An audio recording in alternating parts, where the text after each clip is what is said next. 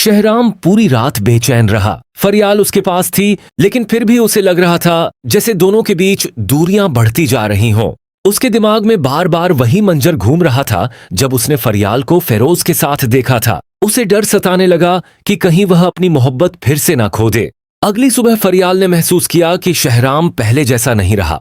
न वो ठीक से बात कर रहा था और न ही उसकी तरफ देख रहा था। आखिर फरियाल ने पूछ ही लिया, क्या आप मुझसे नाराज हैं? शहराम ने गुस्से में जवाब दिया, अगर तुम खुद सच बता दो तो शायद मुझे सवाल पूछने की जरूरत ना पड़े।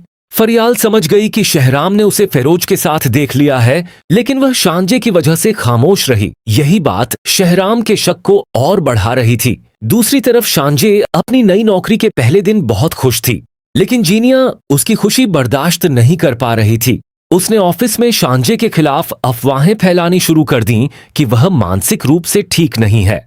मगर इस बार दानिश ने सब सुन लिया। उसने पहली बार जीनिया को सख्त अंदाज में रोकते हुए कहा, अगर तुमने शांजे के खिलाफ एक और बात की तो अच्छा नहीं होगा।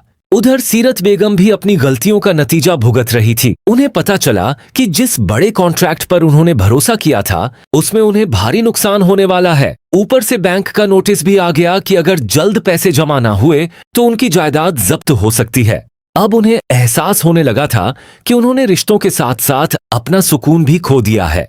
रात को शहराम ने आखिर फरियाल से पूछ लिया, तुम फेरोज से क्यों मिली थी?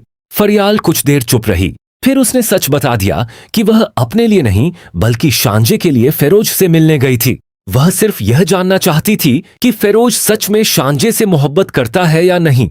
यह सुनकर शहराम थोड़ा शांत हुआ, लेकिन उसने पूछा, अगर बात सिर्फ शांजे की थी तो तुमने मुझे पहले क्यों नहीं बताया? फरियाल की आंखों में आंसू आ गए। उसने कहा, मुझे डर था कि आप गलत समझेंगे। इधर दानिश को जीनिया के बारे में कई सच्चाइयों का पता चल चुका था।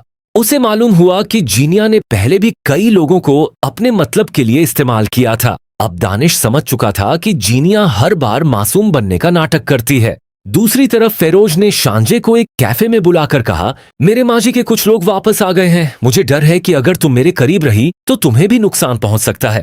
यह सुनकर शांजे की आंखों में आंसू आ गए। उसने कांपती आवाज में पूछा, तो क्या आप मुझसे दूर होना चाहते हैं?